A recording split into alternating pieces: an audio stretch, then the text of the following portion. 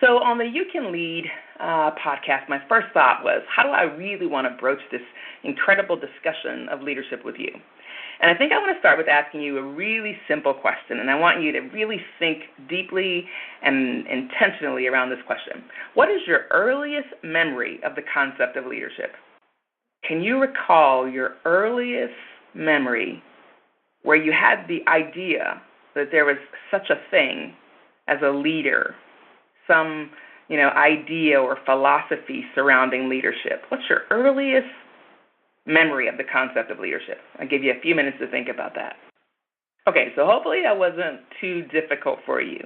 But primarily when I ask people that question, what I typically get is, gosh, I really thought about leadership sometime back when I was in school. I played a sport, and I had the opportunity to be the captain of the team, and I really felt like I was a leader. And sometimes I get examples about babysitting, right? So sometimes you babysat the neighbor's kid, and you have to actually, you had to lead and take good care of them while no other adult supervision was around. So what you find in this is that long before we really talk about jobs and resumes and CVs and interviews, leadership was really first a life skill. It was a skill that was kind of necessary. People thought about leadership in just your normal ways of life. Like I could almost certainly see that the role of a single mom and her ability to lead and raise a generation would be equally as important as a CEO attempting to raise a bottom line.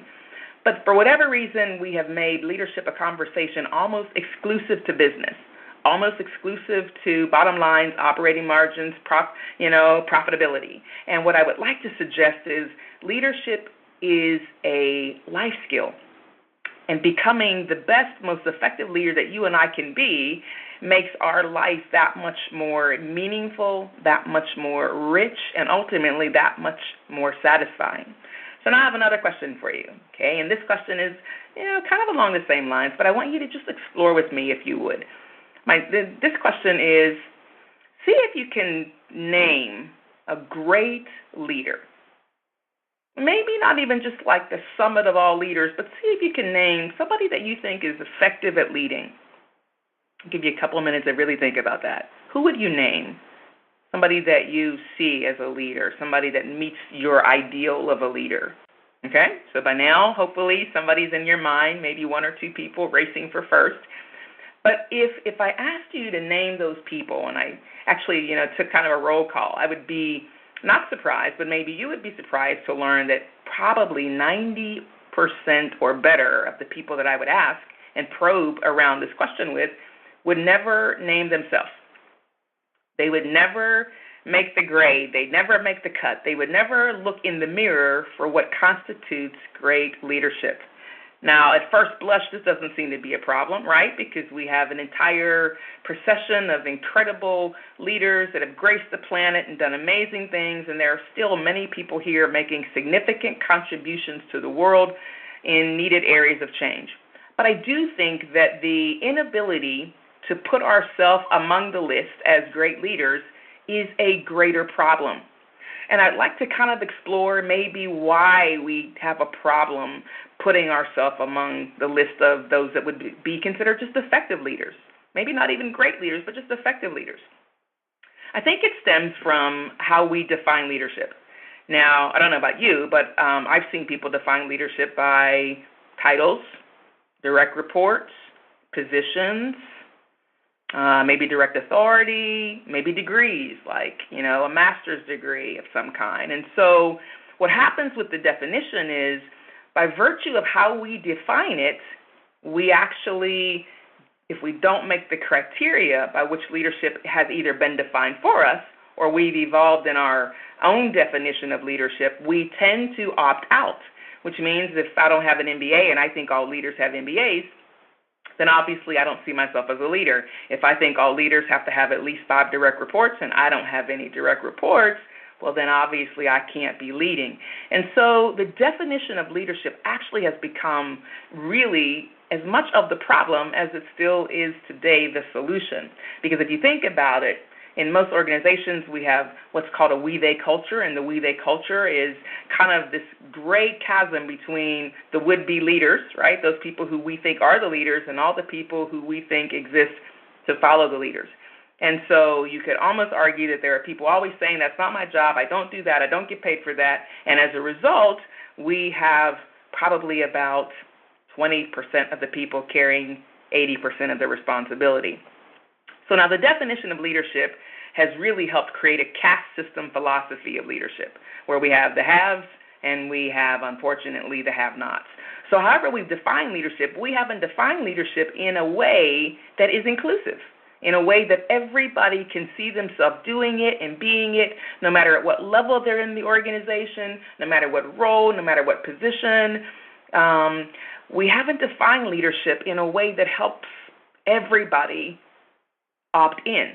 So I'm gonna give you a definition for leadership that I think exists for an individual leader, but then I'm going to give you a definition that I think exists for more of an organizational or collective type of leadership. In my mind, when I think of leaders, and this probably could be a historical relevance, but also I think it'd be true for people leading effectively today, I think what leaders do, and what they do so well, is they dispense or deposit hope, which is nothing more than a future expectation of good. And I think they're willing to offer themselves for the reality of that hope, which means they're willing to give their time, they're willing to give their resources, they're willing to give their talent, they're willing in many cases to give their lives for what they think is possible. I think that is at the core of the most effective leaders. I think the definition of organizational leadership is something more like collective capacity to achieve desired results, or collective capacity to achieve desired goals, which means nobody is exempt. So no matter what definition, whether you hold to my individual definition or whether you hold to my organizational definition, you will find there are no exemptions, right? There are none. People can lead, and you would probably be surprised to learn that everybody has leadership potential. Now, am I saying everybody can be the CEO or everybody can be a senior VP? No.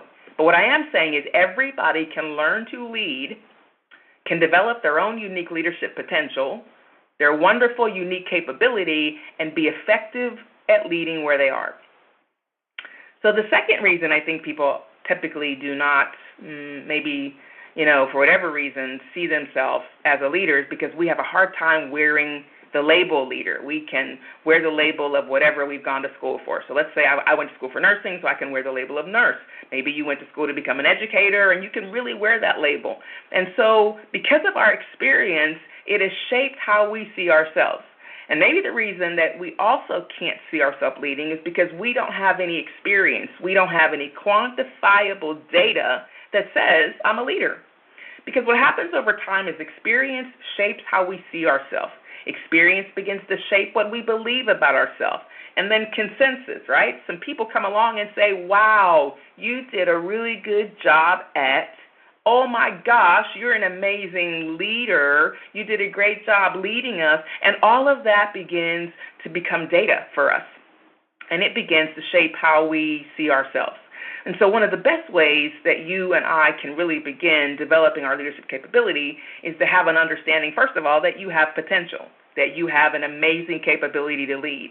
And I'm going to encourage you to stop waiting for somebody to identify you or deem you worthy of development.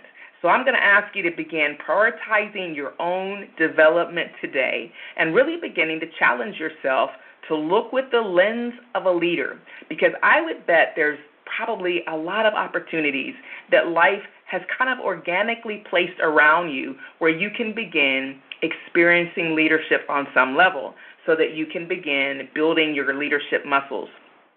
So what I want you to do is I want you to think about your definition. In the days to come, think deeply and richly about how you define leadership. And I dare you to redefine it in a way that includes you. Redefine it so that when you think about leader, you think about yourself. When you think about leadership, you think about you. That being said, you can lead. You and I have an amazing capacity to learn to lead.